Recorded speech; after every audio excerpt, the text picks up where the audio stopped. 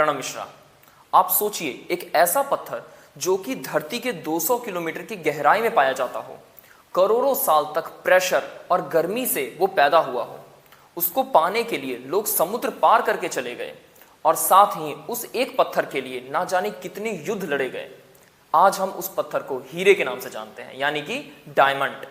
हीरा सिर्फ एक चमकदार पत्थर नहीं है, बल्कि इसके पीछे छिपी है खून, ताकत और लालच की बहुत ही गहरी कहानी।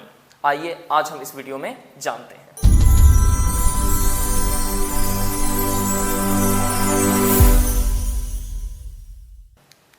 आज से 3000 साल पहले ना तो कोई मशीन थी और ना ही किसी प्रकार का कोई लैब, बस थी तो नदी, मिट्टी और लोगों की तेज नजर।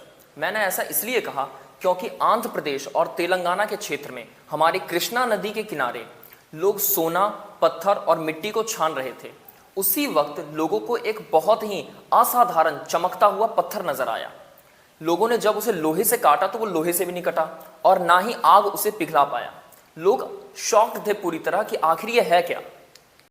शुरुआत के समय में हीरे का इस्तेमाल गहने के रूप में नहीं किया जाता था, बल्कि तलवार और हथियारों को ताकतवर बनाने के लिए किया जाता था।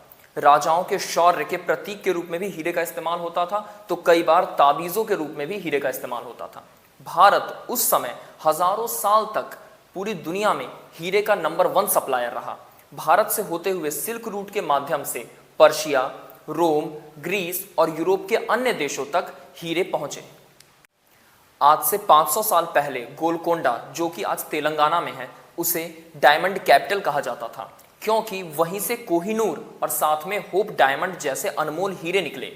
मुगल हो, बहमनी, मराठा या कुतुबशाही, जिसको भी मौका मिला उसने गोलकोंडा को अपने कब्जे में लेने की कोशिश की, क्योंकि जिसके पास गोलकोंडा होगा उसके पास दुनिया का सबसे महंगा रिसोर्स होगा।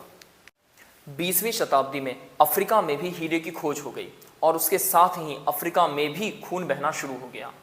अंगोला और कॉन्गो जैसे देश, जहां पर शुरुआत में ही कई सारे हीरे के खदान मिले, वहां पर कई सारे विद्रोही ग्रुप भी खड़े हो गए। उन लोगों ने कई सारे खदानों पे कब्जा कर लिया, वहां से हीरे बेच दिए और हथियार खरीद लिए और पूरे देश में गृह युद्ध शुरू हो गया। यानी कि जहां जहां हीरा मिला वहां वहां खून बहना शुरू हो गया। इसीलिए हीरे को ब्लड डायमंड भी कहा जाता है।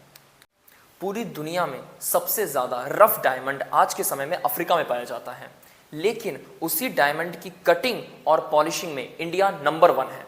अकेले सूरत में पूरे वर्ल्ड के डायमंड का 90% कटिंग और पॉलिशिंग का काम होता है। हीरा सिर्फ एक चमकदार पत्थर नहीं है, बल्कि भारत के प्राचीन सभ्यता का एक अनमोल रत्न है, जिसने पूरे विश्व के राजनीति, व्यापार और संस्कृति को हमेशा हमेशा के लिए बदल के रख दिया था। आई होप इस वीडियो में आपको कुछ नया जानने को मिला हो। कुछ भी नया जानने को मिला है तो वीडियो को लाइक करें, चैनल को सब्सक्राइब करें। तब तक के लिए जय हिंद।